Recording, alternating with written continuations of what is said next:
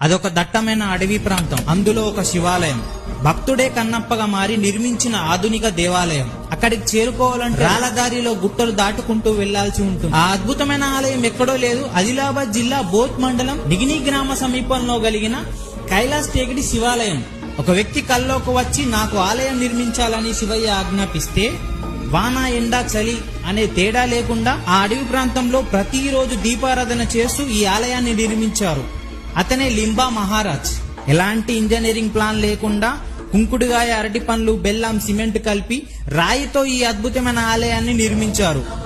5 కిలోమీటర్ల అడవి మార్గంలో కొండపైకి పాదరక్షలు లేకుండా వెళ్లాల్సి ఉంటుంది. ప్రతిరోజు అన్నదానం నిర్వహించడం జరుగుతుంది. ఇదొక అద్భుతమైన శివాలయంగా చెప్పుకోవచ్చు. ప్రతి ఒక్కరూ ఒక్కసారైనా సందర్శించాలి.